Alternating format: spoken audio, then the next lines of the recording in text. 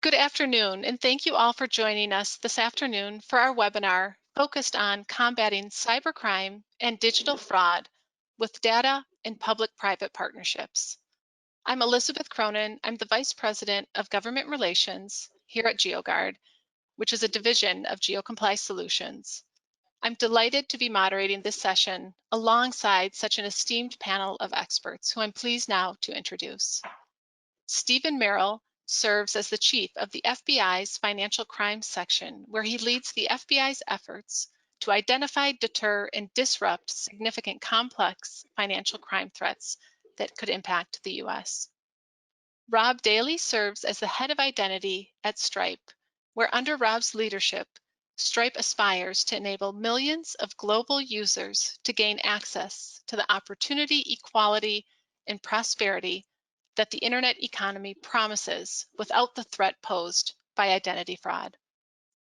And Sean Henry, who serves as the president of CrowdStrike Services following a nearly 25-year career with the FBI.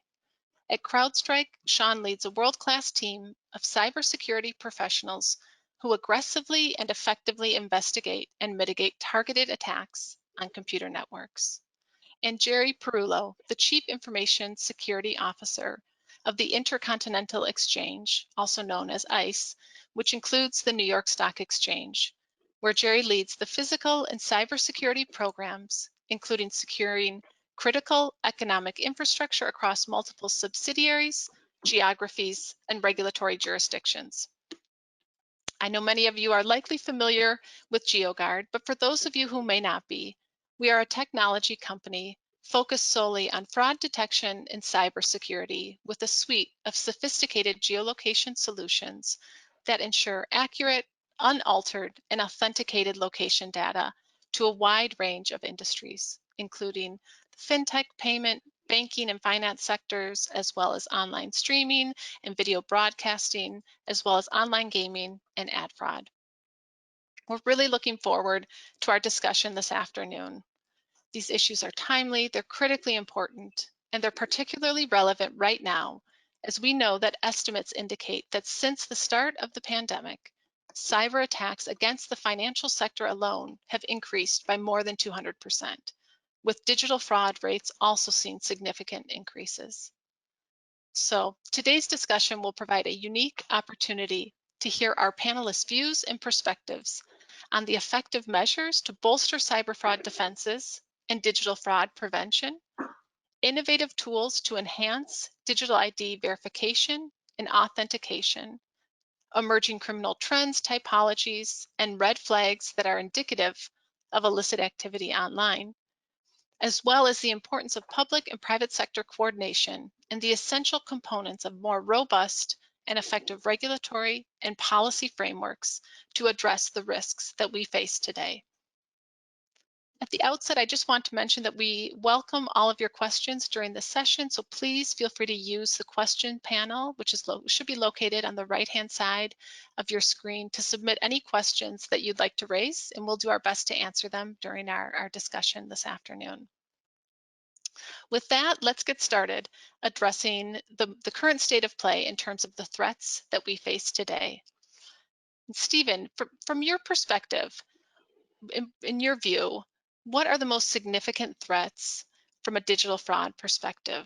For example, we know that fraudsters, bad actors, they'll always need to move money, and frequently that involves attempting to exploit the US financial system.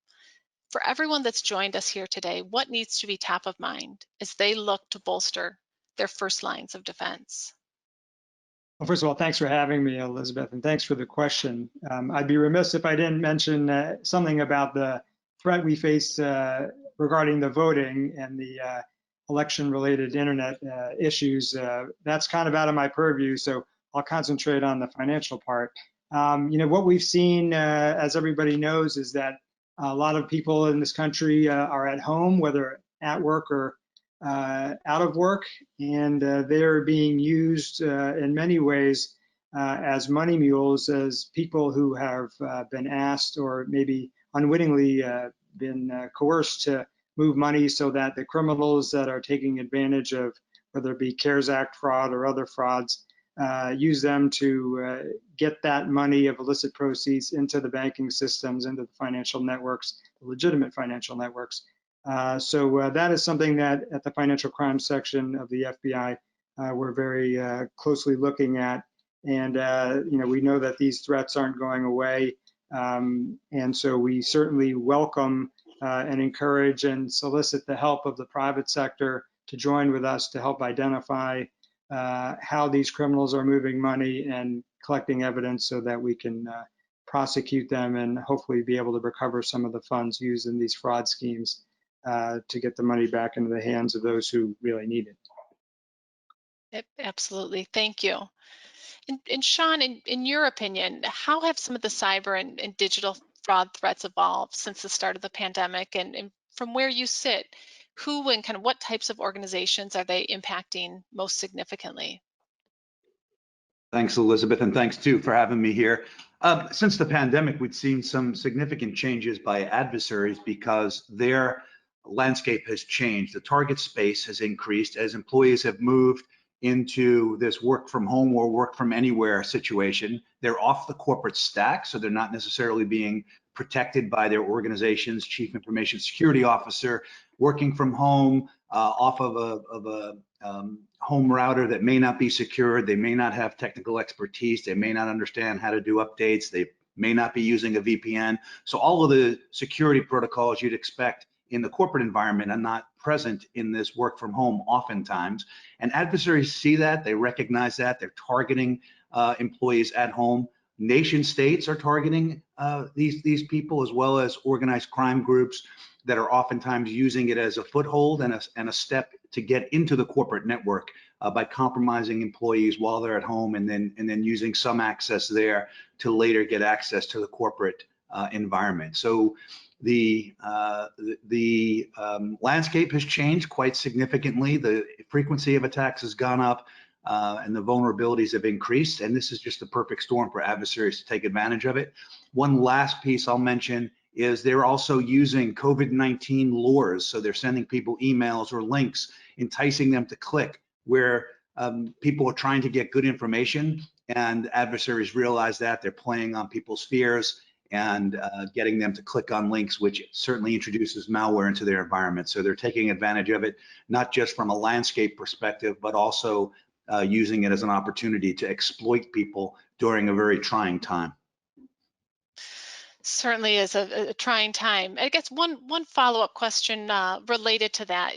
What risks do you see that can be created from the malicious use of VPNs or other types of anonymizing devices, whether it's proxies or other anonymizers that really are inherently designed to mask identity and individuals' location and any of their activity online? What type of threats do those So those technologies are often used by adversaries to hide their identity, of course, which allows them sometimes to impersonate other people and contributes to the frequency of people clicking on certain emails or links. If people are anonymizing their identity, they're using spoofed email addresses, etc. But from a law enforcement perspective, and maybe Steve can talk about this later, but the ability to hide from law enforcement makes it increasingly difficult as you've got adversaries that are working in multiple nations, hiding behind these anonymous walls.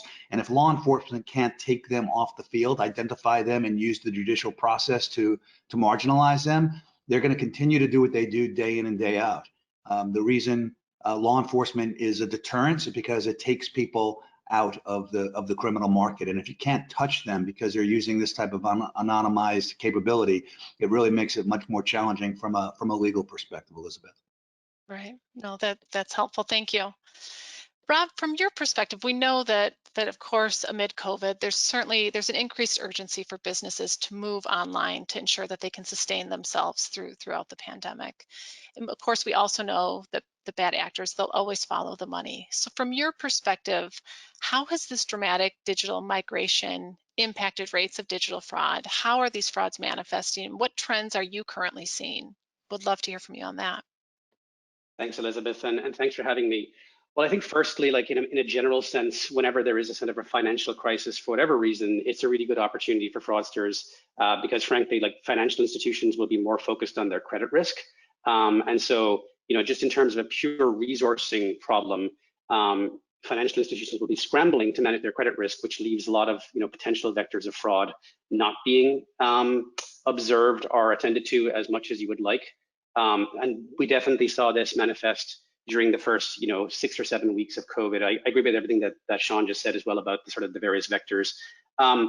Fraud biz was one area that we saw a really sharp rise in during the 6 weeks post-COVID, roughly 400% rise in fraud biz after COVID hit. And that's for a variety of reasons. One is just there was a scramble for lots of offline businesses to get online. You're seeing a lot of like mom and pop shops. You're seeing a lot of people who are not tech savvy trying to get online, and it creates a lot of chaos and entropy in the system.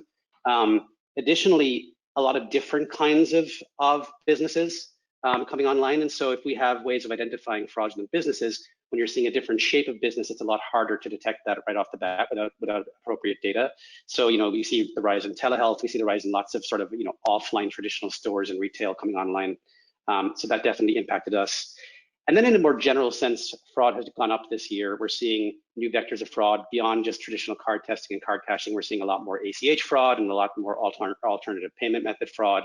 And also the fraudsters are getting more sophisticated. So we deployed some more robust step-ups in our system over the last 3 or 4 months. And within that time, they were successful for a while, but like fraudsters have found ways past them and orchestrated a very concerted attack on Stripe in the last few weeks.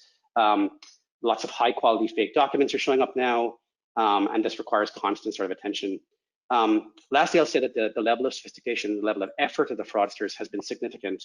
Earlier this year, we found a 45-page manual on the dark web that goes into minute detail about how to virtual card on Stripe. It's a pretty chilling, but also very useful thing to find online, but just goes to show the lengths that they'll go to. Absolutely. No, that's helpful. Thank you so much, Rob. And Jerry, in your role, you're constantly evaluating a number of threats, again, to ensure the safety, the soundness of all of the ICE exchanges across the globe, including the New York Stock Exchange.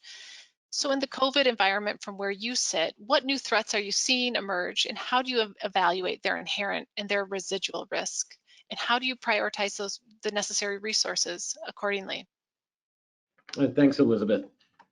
Yeah, that's right. And one thing that I think many of us on this panel in the industry really struggle with around these conversations is a bit of the vocabulary. So, when we talk about threats, we have to classify them somehow, kind of create a taxonomy there. And so some people classify them by the threat vectors or the threat actors or even their techniques. And I just wanted to preface everything with that because I'll talk through the language that we've really installed here at ICE, which is about threat objectives. So we classify all of our, at the highest level, we gauge the inherent and residual risk of threat objectives. And there are things like, the end game there. So sabotage would be one, or extortion, fraud is one of several. So with that said, during the pandemic, that level, the objectives, we don't see shifting much. And I don't think that'll be a surprise to anyone. People are, like you said earlier, they're following the money. And so those objectives are still in play. Some of them, just by the general nature of disruption, things that are more advanced, like concerted nation state sabotage, actually get delayed a bit, right? Because they're really wartime type efforts. But the fraud and the identity theft and the data theft, all of those keep up. What we do see pivoting, and I think Sean touched on this earlier too, are the tactics. He mentioned lures, and we certainly see that. And when I'm speaking about we certainly run a number of subsidiaries and have pretty good visibility among financial market infrastructure. But I'm also the chairman of the board of FSISAC, an information sharing analysis center of all financial services. So when I say we, I'm thinking of the whole financial services industry, which includes a lot of retail and consumer-facing banks, which is different than exchanges. And so among that whole group where we do share information on vectors and actual tactics, yes, we saw the lures all pivoting over towards COVID. But as far as the targets and what they're trying to accomplish, really in financial services, it's not changing a ton, but it is changing outside of financial services. So things like pharmaceuticals, of course, and intellectual property theft directly tied to things like the development of potential vaccines. That there's an objective that actually came out because of the pandemic. But otherwise, we're really just seeing that whatever has urgency attached to it or a bit of panic, classic social engineering lures. And today that is COVID-19 just gets adopted into the exact same ultimate end games that we saw previously. Thank you so much. I think you've all done a great job of giving us just a sense of the true magnitude of the current threats that we're facing today. Let's transition now to discussing the most effective measures when it comes to managing and mitigating these risks. Rob, we know that establishing more reliable, more trustworthy digital identities can play a particularly important role in preventing financial crime online. From your perspective, what type of consumer data is required to create more reliable, more trustworthy digital identities? And what do you see as the current gaps in the existing regulatory and policy frameworks? And somewhat relatedly, how has the pandemic accelerated the need to really address these gaps? Yeah, that's a great question. Thanks, Elizabeth. I think that all data is pretty interesting, actually. I mean, we've seen this with, Facebook and other similar companies that every kind of gobbet of information that you can collect on somebody can, in some sense, be used as a ranking mechanism to be able to understand something about their behavior. When it comes to financial crimes, though, and fraud, I think that, in particular, things like transaction and purchasing data are pretty interesting. Network effects across different banking institutions can be very interesting. When we think about what we're trying to actually understand, we're trying to understand how money flows. Does it flow globally? Does it flow across borders, and so on? And so that kind of information around sort of transactions and commercial activity is a pretty interesting thing to model against because it provides you with a lot of signals that could potentially be indicators of account takeovers or fraud or identity theft. Beyond that, we have all of these kind of supplementary signals that you get from browsers, from devices, from sort of behavioral signals within those contexts, geographical information, and so on. That can really build a sort of a picture about what someone's intent is, which is really important, because it's not as simply enough to corroborate that the identity exists. You really have to also be able to understand the intent. So, read information can still be used for malintent. So understanding intent is really important through those supplementary signals. Lastly, I think biometric information is really interesting. And in particular here, the challenge for companies like us is how do we at scale train effective models to be able to very reliably verify someone's biometric information. This is pretty challenging in terms of being able to get good data sets. Largely, we bump up against kind of like this middle ground between privacy laws, which are trying to protect against things like Cambridge Analytica or targeted ads, but are very, very difficult to get around when it comes to being able to use it for ethical purposes or fraud prevention and so on. So that's a risk that companies who wade into the biometric space end up having to grapple with. You asked about COVID. I think basically from my perspective, the effect of COVID here really is about the need for us to accelerate regulatory change to be able to support sort of ethical use of biometric data and other signals to be able to prevent fraud. I think just given, I think that Sean earlier mentioned, the target has just expanded rapidly. The total addressable market for fraudsters will approach $10 trillion by 2024. And so to be able to meet that challenge, I think we really have to move more quickly on a regulatory stance. That's great. Thank you so much. And I want to dive in a little bit deeper later on in our session on the regulatory front and the type of change and reform that's necessary. But that's an excellent point. Stephen, from your view, what data, particularly from the private sector, is most critical to enable effective, efficient law enforcement investigations and to ensure that you and all of your colleagues are able to get in front of these quickly evolving threats? Yeah, thanks for the question. Obviously, I work in the financial areas, and the relationships that the FBI and other law enforcement partners that we have with the financial services industries are incredibly important. And for those out there in those industries, I certainly encourage you to get in touch with your local agents and network, because a lot of times, we'll serve court process subpoenas, et cetera, search warrants on the banks. But in the normal course of business, what we're doing is just sometimes having that relationship. We're just vetting out. We're getting a call from the companies, and does this sound right to you? Does this? So that exchange is really important. And I'll get back to the financial services industries in a second, but I can't also miss the opportunity to talk about, a lot of the evidence and information intelligence we collect are from sort of ancillary businesses as well. A lot of private sector companies, when they identify crimes are taking place, they will help us in terms of collecting evidence and allowing us to use their surveillance capabilities, use their databases when they come up with some information that may prove to be a red flag, IP addresses, and when I talk about the financial industry, again, it includes as well reviewing escrow documents, title documents, loan applications, all incredibly important. But when it comes to the financial industry, we really do rely on the experts, the AML experts in those organizations, to identify patterns that just seem out of place, and they know their customers better than anyone, and when there's strange with the accounts to notify law enforcement. And the difference between a good notification and a great notification is the level of detail that goes along with that.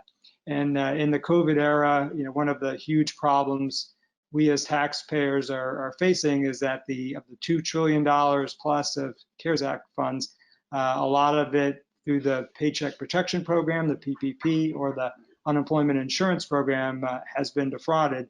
And for us as law enforcement and in partnership with our private sector partners to track that money and try to trace it and figure out when illegal activity is taking place in your financial institutions, we really do need that level of detail. And as we are in the year 2020, we spend more time looking at, as all the panelists have mentioned, the IP addresses, the timestamp that goes along with those IP addresses, and just any other really level of detail that a AML expert can identify that just looks out of place, and it's something that we need to dig a little deeper on. Absolutely. So that kind of coordination and collaboration between both the public sector and private sector really is incredibly critical. It really is, and I always describe it as the public and the private sector are our eyes and ears. We have 56 field offices in the FBI, and we work with our partners, state, local, and federal. But to make cases, to identify and initiate cases, we do rely incredibly on the public and the private sector. Right. So that's helpful. Thank you, Stephen. Jerry, from your perspective, if there's one thing that you'd suggest every chief, every CISO, every compliance officer across the country really should be doing when it comes to bolstering, again, those front lines of defense, what would that be? And in your view, how can more innovative tools be utilized more broadly to bolster cyber fraud defenses as well? Would love to hear your thoughts on that. Sure. Thanks again. Yeah, you asked for one thing, and I already know I'm going to answer that incorrectly, and I'm going to give you 40 things or something like that. So one thing, maybe I'll just say bug bounties, and I'll tie that into the rest now. So for one, going back to what I mentioned earlier about this threat objective idea, I talk to a lot of CISOs. I help with a lot of other companies, and help with their how they're going to structure their programs, and meet a lot of their CISOs. In some cases, I make referrals and get help people find CISOs. And so I see how different, and we've also done a lot of M&A over the years. So, I've been at this company for 19 years now, and we've done over $30 billion in acquisitions over that period, 15 acquisitions. So I've seen a lot of programs. I think the biggest thing goes back to that threat objective approach of knowing what you're up against. So it's too easy to just kind of watch the news and try to boil the ocean and solve everyone's problem. And when you see the Equifax breach, then that week you're working on PII and data theft problems. And when you see the Sands Casino destructive attack, then that week you're working on anti-wiper malware and now ransomware and running all over the place. So I think the first most important thing is to list out all those objectives that are out there in the world and figure out where your business fits on them. And not only can you determine where your business fits today, but it also should guide your strategic decisions to see what kind of problems you can avoid walking into down the road. So for example, if you're a B2B solution and you're thinking about opening up to a retail base, you should know that brings in a threat objective of fraud that you might not have had to worry about as much before, and you should be able to look at that proactively. So, more tactically, once you do figure out what you're up against, so once you decide that either you're a sabotage target or an extortion target, maybe if you're healthcare or whatever, or even intellectual property theft, whatever it may be that you're up against, the most important thing you can really do is to test your current defenses. And a lot of people start with kind of that tick box bottom up. Well, let me make sure all the controls are in place first. And you'll never finish if you try to do that. I mean, not only are there an infinite number of controls, but they'll all never be perfected. If you start with the testing, and that means things like red teaming, getting ethical hackers to come in and inform it through the threat objectives. If you're worried about sabotage, then find the details on the Sony attack and use those to inform your red team. Have an adversary emulation where they're actually walking through some of the things that we know work somewhere else. Try them out on your organization and let that be your to-do list, the products of that. Well, we found that the red teamers were able to dump all the passwords. All right, let's make that impossible. Once they did, they were able to crack them all because they were weak. Okay, let's strengthen our password consistency, and on and on.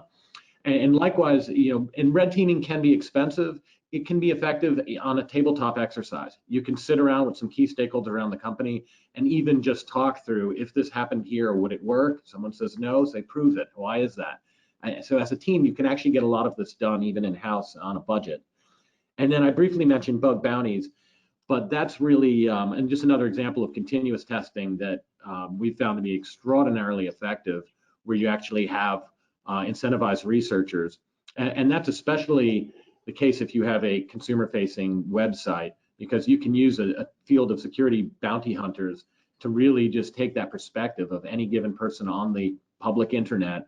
What is it that they'd be able to do on your website? And you can find out first before the adversaries do. Very similar to the red teaming again.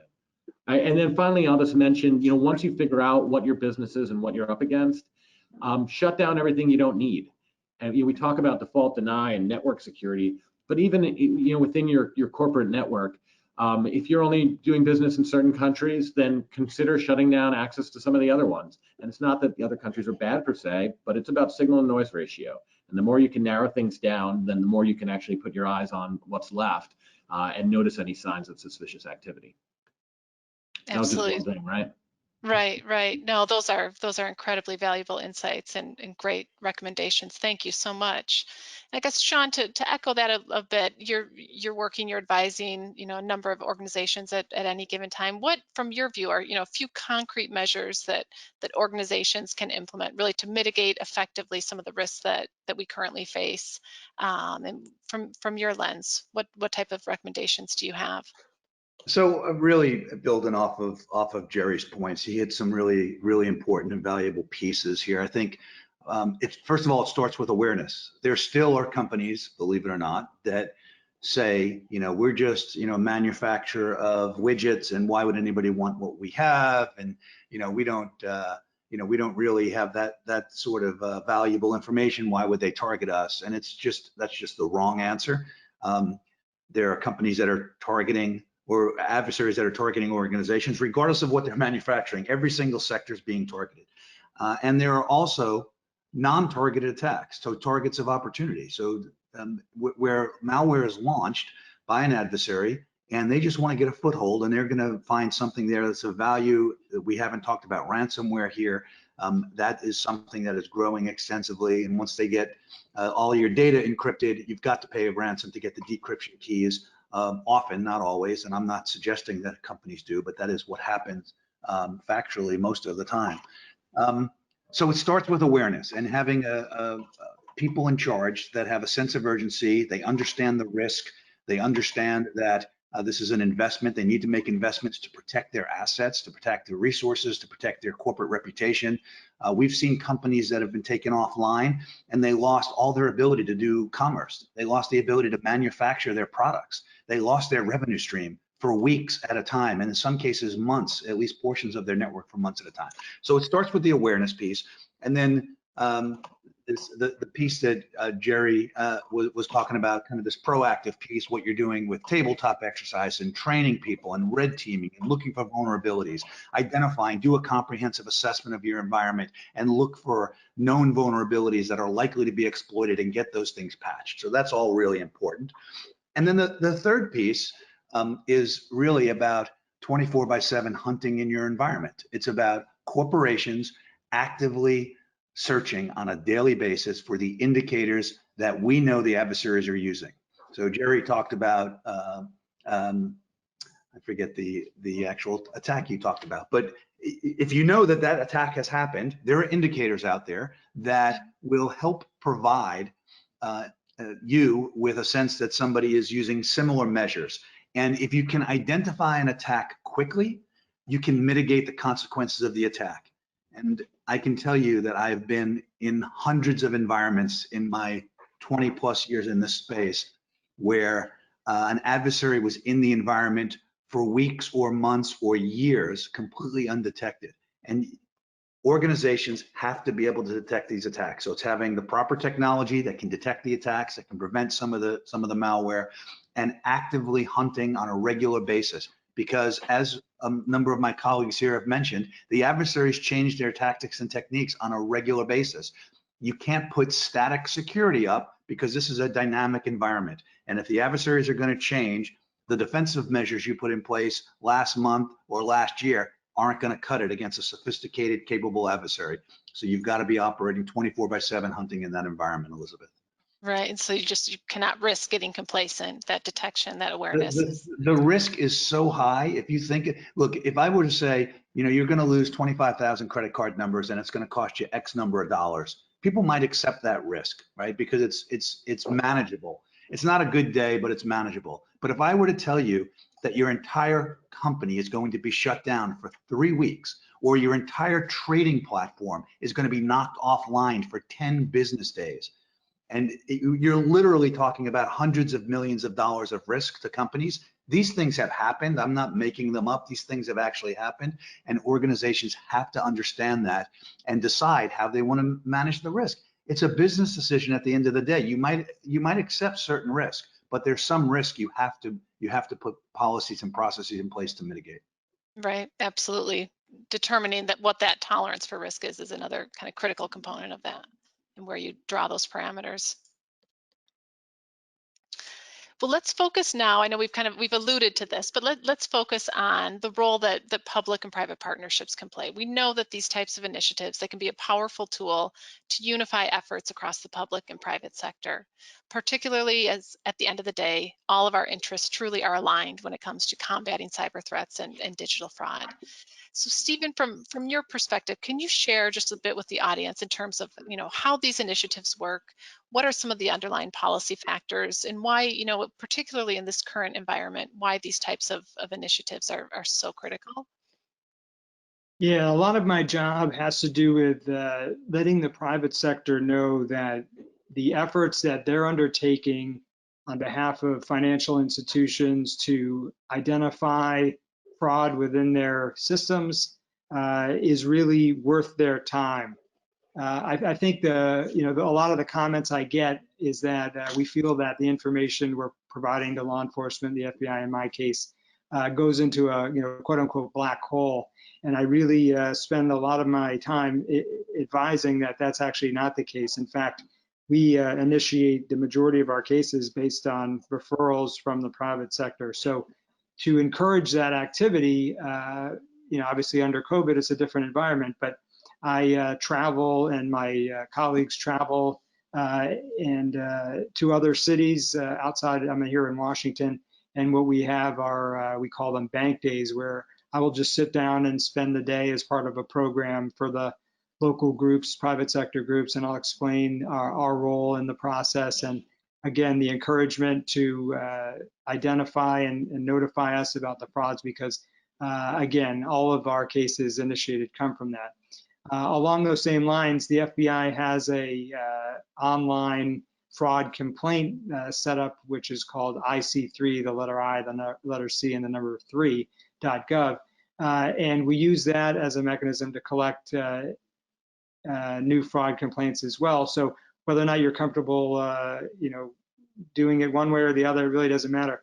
Since COVID started, that IC3, by the way, we've gotten tens of thousands of complaints specifically regarding the COVID fraud. So again, those things, every single one of them is reviewed and leading to, in most cases, an initiation. So The bottom line is the initiatives that our local 56 field offices undertake, as well as here at Washington, D.C. On a national level, those efforts are to make those relationships stronger and encourage people to participate. One of the things that we're able to provide in return, the FBI, as Sean could probably tell you, notoriously great reputation of collecting information, not always great at disseminating it. I'm trying to change that, and we're all trying to change that. I take part in a number of groups with my counterparts overseas, and we are constantly trying to identify emerging schemes and identify what other people are seeing, whether they be frauds or any sort of criminal groups. We have the ability to collect that information and give you feedback as to what you've provided and what it ended up happening with that information.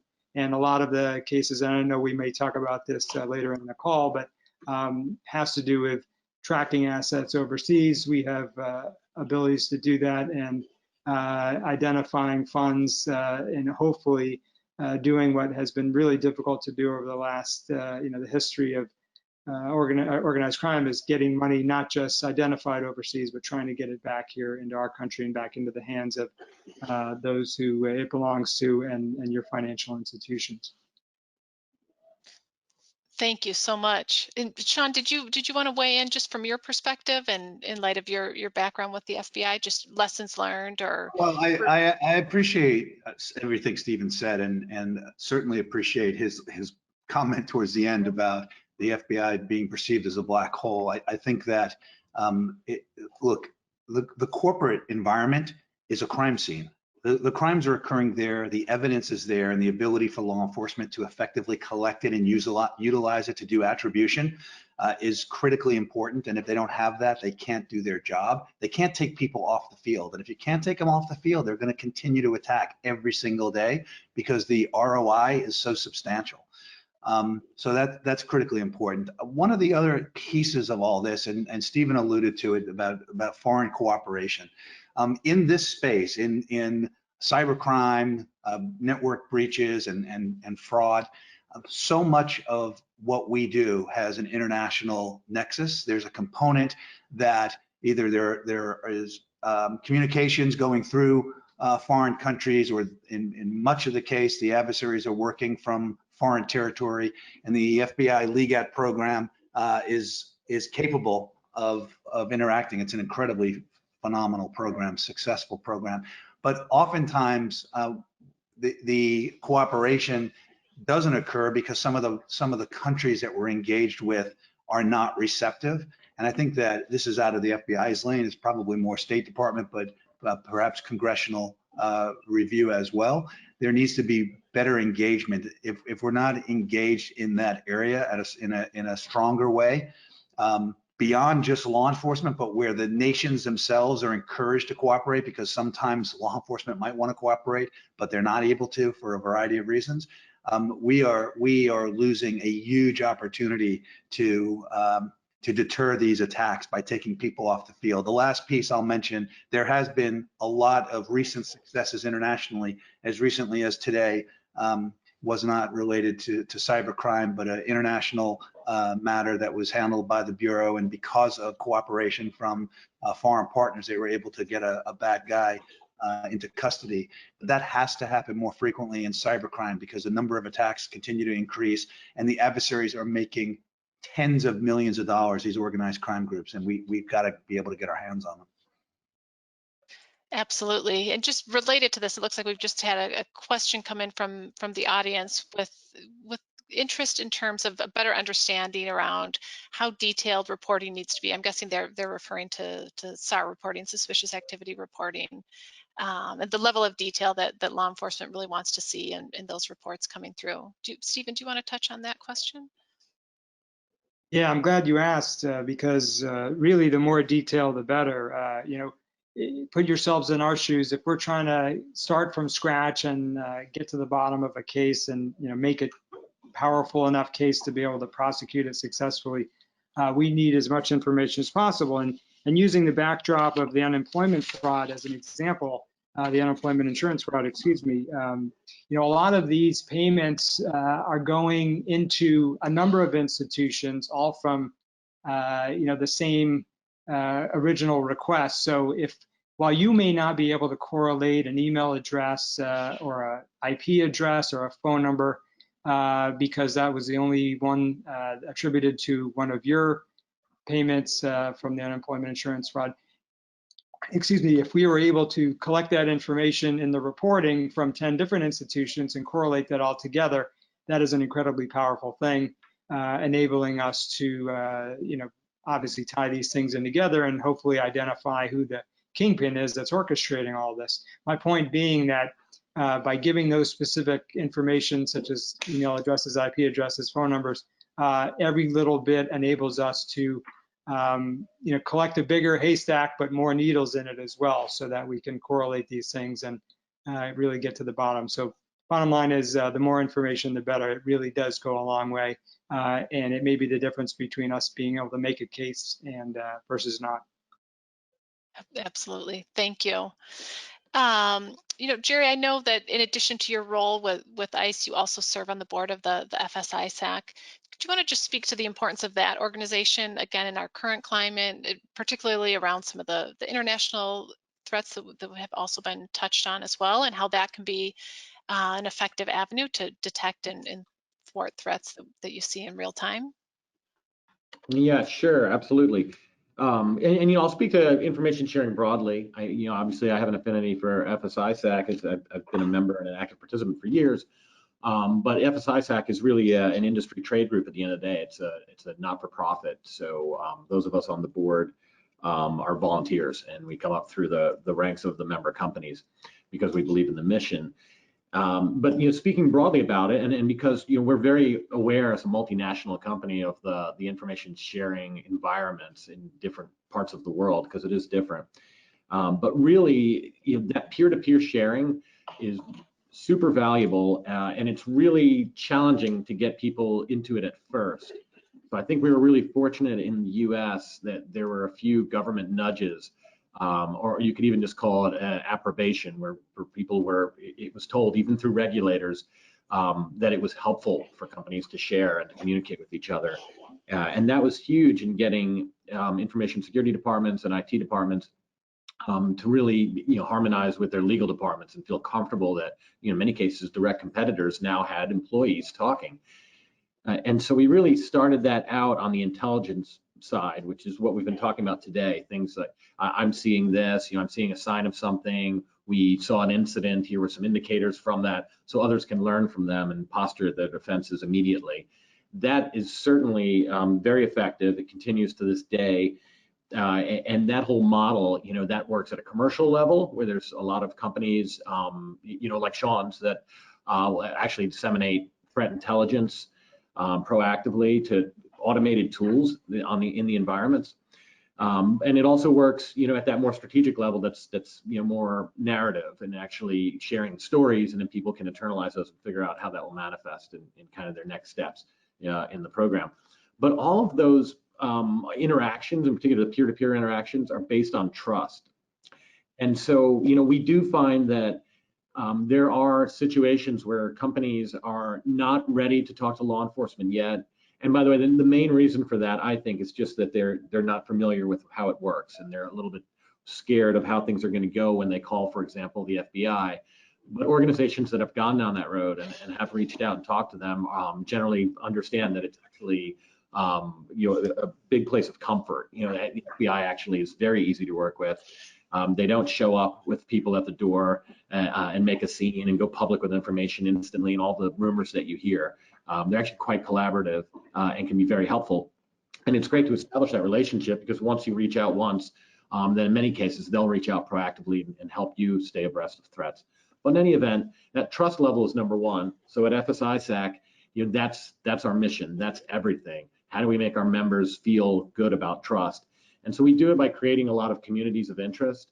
So it may be a small subsector, like clearinghouses and exchanges. That's you know, a literal one. I think there's maybe 13 of us, a very small number, and we have a mailing list and a online chat platform I guess you have to use the word secure in there right away, a secure online chat platform, very high level of trust there.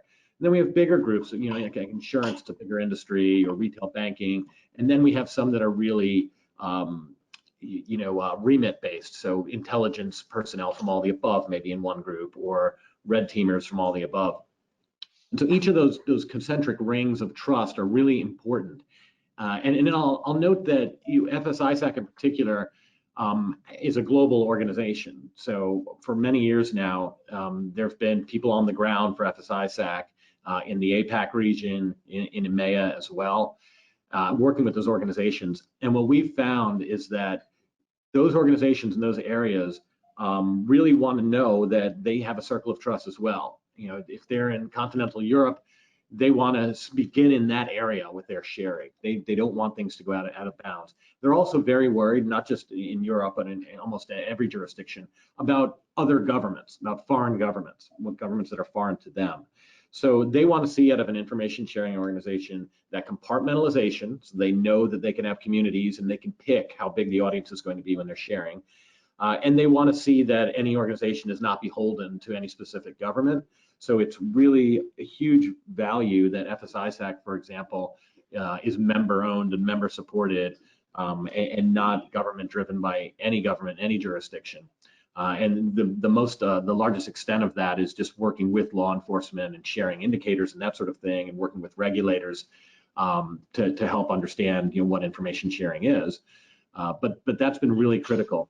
And a last note on that, I mentioned that it all started with intelligence and sharing things like indicators, and here's what to look out for. What that's pivoted to really over the last 5 years especially is pivoted towards, okay, enough about the intel and what might happen. What do we do about it? Mm-hmm. So really best practices and things like what I mentioned earlier, and even things like, hey, red team a lot more, hey, run a bug bounty program, or hey, this technology is working for us, give it a shot. And so we see a lot more of that these days, even things like application development. And I think that that's really the next frontier. I like to call it beyond threat intel of information sharing. Making those appropriate responses and having those frameworks in place to act on the intelligence. Yeah, absolutely. Thank you. Rob, would love to hear from you. As you think about what the future of digital identity looks like 5 years from now, what type of insights can be gleaned through these types of partnerships that Stephen and Jerry and Sean have all discussed here, and how may that digital identity evolution be shaped by a collaborative process between both the public and private sectors? Would love to hear your thoughts on that. Definitely one of my favorite topics. So thanks for asking. In 5 years, I think the world will look pretty different. I mean, I think we're probably going to see something on the order of 3 to 5 billion individuals who are like routinely transacting online and doing the majority of their commercial sort of activity online, which is a fairly different risk profile from today. We'll also see like Africa come online, I think, rapidly in the next 3 to 5 years, which is a very different kind of market with a very different risk profile. And in particular there in parallel, we'll probably see cryptocurrency gain larger traction and larger attachment to the digital economy than it has today. And in particular there, given the irreversibility of the blockchain, it represents a sort of a juicy target for fraudsters should crypto gain enough traction. Today, less than 10% of the global economy is online, and we're still, from a digital identity perspective, kind of going through this bootstrapping phase where a lot of the flows you see today with these very heavy, low conversion, sort of optimized flows are really a problem of trying to take someone's physical identity and essentially digitize it. So we're collecting documents, we're asking for information that is stored in databases, and financial institutions really rely heavily upon the veracity of that data, and it's very difficult to really like feel great about the veracity of that data with the techniques that we have today. So it's fragmented, and it's not standardized. And definitely, I think there's an opportunity for the private and public sectors to work on that standardization and defragmentation of those problems. But in 5 years, I think the bootstrapping problem should hopefully be mostly solved. And then I think digital identity verification becomes a much lighter weight thing. I won't say we'll be living in a post-password world in 5 years, but I think a password as an artifact will be a lot less binding to an identity than some of these sort of multi-signal approaches that we're seeing kind of become more and more sophisticated year over year. And when that happens, I think then there's a great opportunity for, in particular, law enforcement and the private sector to really partner on counterterrorism. I think terrorism will grow to be a sort of an online segment almost in the next 3 or 5 years. The opportunity to move money across, borders using companies like Stripe, frankly, and find ways to be able to, fraudulently set up front companies and then be able to pass money across those companies and slowly clean it over the course of several months is something that, as we gather more data, and this is a two-way street between the public and private sector, we can begin to label models that can recognize those patterns very effectively and be able to take these things down before they really do significant damage. To Sean's point earlier, I think it was Sean who said, a lot of the time these threats go for months without being recognized. That's totally true. And the fastest route to prevent that is really understanding the identities and the sort of the activities of these individuals online, which is very much a quiet observational problem that you're trying to solve for. So I think in terms of the value that a company like Stripe could do in coordination with the public sector, it really comes down to recognizing patterns and then making those SARs that we file significantly richer in terms of the ways in which we can represent the data. Absolutely. Absolutely. No, that's fascinating. Thank you so much, Rob. We'll transition now to kind of our final topic that we want to delve into here this afternoon. And as we look ahead and we think about what's on the horizon and what the future holds, we know that obviously technological innovation will continue to evolve at a far greater pace than the laws, the regulations, the policies that have been established in some areas, decades ago may have ever anticipated. And of course, the threats, that we see will continue to evolve at an equally rapid rate as well. And so as lawmakers, as policymakers kind of contemplate new regulatory and policy frameworks that are designed to be more applicable to the current digital environment and to really address in a more meaningful way some of the evolving threats that we've discussed here this afternoon, would love to hear from all of you on what needs to be top of mind to ensure that there aren't unintended consequences that impact either industry or government or law enforcement's ability to really utilize data that's most critical and essential to combat the most significant threats that we're currently facing. We know that, for example, in some states, we've seen restrictions implemented in terms of the type of biometric data that can be utilized. I know, Rob, you mentioned the value in that type of data earlier. And so we know that that's valuable, that's important in terms of strengthening digital identity. And so how do we kind of get this balance right and ensure that industry, the government, the law enforcement has access to consumer data that it needs, and that this is not unintentionally restricted by overly broad legislative or regulatory restrictions that tend to be based on concerns around data protection or privacy. Sean, do you want to kick us off with this final question? Yeah, I may not be the best person to answer this. My regulatory and policy time ended about 8 or 9 years ago. I used to be up on the Hill all the time talking about these issues, but there's one word that you just used that I think is critically important when we're talking about this, and it's the privacy piece.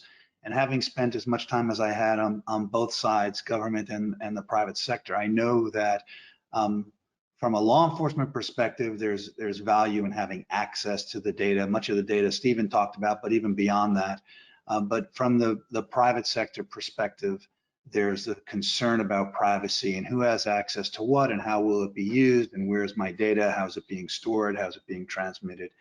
And that's a legitimate concern as well. There is always, when we're talking about security, there is always a balance between privacy and security. You will never have 100% security and 100% privacy. It can't happen. It can't happen effectively. And I think that when we're looking at these issues, that's just an issue that has to be balanced on a regular basis. I think we have to be sensitive to the needs of consumers and businesses about keeping certain data private, and also recognize the value in helping to prevent and deter these types of attacks through successful law enforcement engagement. So I've just teed it up, Elizabeth, but I haven't said anything I think that people don't probably understand. I'll leave it to our other colleagues here to go down into a little more detail. That's very helpful. Rob, do you want to weigh in on this? Yeah, I mean, I think everything Sean just said is completely spot on. I mean, I think it comes down to, you know, if the goal is ultimately to protect consumers, I think if you take the privacy regulations today, they're doing a very good job, I would say, or a pretty good job of protecting consumers against some of the issues that we've seen to date with the kind of the growth of technology. So specifically targeted ads, things like voter manipulation, ways in which we can basically kind of try to gain outcomes out of large groups of individuals by understanding their behaviors for the purposes of a commercial enterprise or some other sort of, you know, enterprise that is not in the interest necessarily of those individuals. But it's kind of counterintuitive to think that the same data could be applied to protecting individuals against attacks of various different forms. And so I think the difficult regulatory dance then is to find the line, and the line is kind of fuzzy. Comes down to the use cases of that data. There's a sort of a spectrum between kind of observation and surveillance, and that's obviously one that can be a bit of a lightning rod for various different groups and special interest groups and so on. And so finding that line is pretty important. Sometimes regulations have the best of interests in mind, and so, you know, Elizabeth, you and I have talked in the past about the Biometric Information Privacy Act in Illinois, which is focusing very heavily on machine learning and the provenance of data used to train machine learning models. And while I think that regulation is sort of a lightning rod right now for class action lawsuits going after things like facial recognition being used in a sort of a nefarious way, it also acts as a sort of a deterrent for tech companies to try to solve some of these problems for fear of using some data that's not provenanced appropriately within the regulatory landscape of that regulation. So like I'll share that colleagues of mine across the industry have shared that like they try to take a very different approach specifically in Illinois because of fear of that regulation and what it might mean to their business. And so I think we need to prevent that sort of outcome happening, because I think it is unintended, while still preserving the virtuousness of the actual regulation in its intention. Absolutely, absolutely. And when consumers have the ability to consent or provide this type of data that they know may be used in the interest of, you know, fraud prevention or securing accounts and funds, I think that, you know, making those distinctions too are important as well. Agreed. Consent and control, I think, are really important aspects of this from a principles perspective. I think as long as you've acquired consent and as long as you give a user control, then there's potentially a framework by which you can use that data to protect them. Absolutely. And Stephen and Jerry, welcome your final thoughts on this issue as well. Well, this is Stephen. I just wanted to say that you know, I think we do a great service to the industries and the taxpayers, that there is a great public-private partnership. The regulations in place when the law enforcement agents need to serve process, whether it be subpoenas, search warrants, we're able to get it. The one worry I have is that you know, criminals will find a way to evade the system for that purpose because they don't want to get caught. So there are a lot of loopholes and abilities for criminals to move money outside of the traditional and regulated financial system. So that's always something that we want to keep an eye on. So you know, my request to the private sector is when you see funds leaving your you know, legitimate financial systems and going to whether it be countries or systems that are outside regulation, that you know, in many ways could be a red flag unto itself. And that's the sort of thing as well we'd be interested in knowing and trying to keep track of the emerging trends in money laundering. Absolutely, that's very helpful too. Thank you, Stephen. And Jerry would welcome your thoughts on this final. Sure, yeah, and I know we're just about out of time too, but you know, I think if nothing else, just put a fine point on what everyone said and just acknowledge that there is a tension between privacy and security. It doesn't always have to be. And I think people really need to, they need to do what I mentioned earlier for a company in worrying about a threat objective and what's the outcome that they're really worried about. And when assessing personal privacy too, people should be very specific and think about, you know, if they have a concern, what is it they're worried about happening? And I think if we're a lot more specific about the issues, then we can be a lot more specific about the controls, and likewise just not, you know, paint everything with one brush to the detriment of security. Absolutely. Well, unfortunately, we're out of time. I feel like we still have plenty to discuss. We could continue going, but this concludes our session, and I want to thank all of our panelists for the insight, the perspective, the information that they've shared with us this afternoon, and thank you to everyone from the attendee side that's joined us as well. We hope that everyone's found this to be an informative and insightful discussion. When the webinar ends, you'll receive a very short survey that will pop up asking for your thoughts or recommendations on future topics for us to address. So we welcome your feedback on that. And you can also find additional information on GeoGuard, some of our resources, white papers, and blogs at the links that are included on the slide there as well. But again, really want to extend, my gratitude and appreciation to all of our panelists here this afternoon. It was an excellent discussion, and was so pleased to have the opportunity to speak with you all. So thank you very much. We hope to see you at future GeoGuard webinars. Thank you, everyone.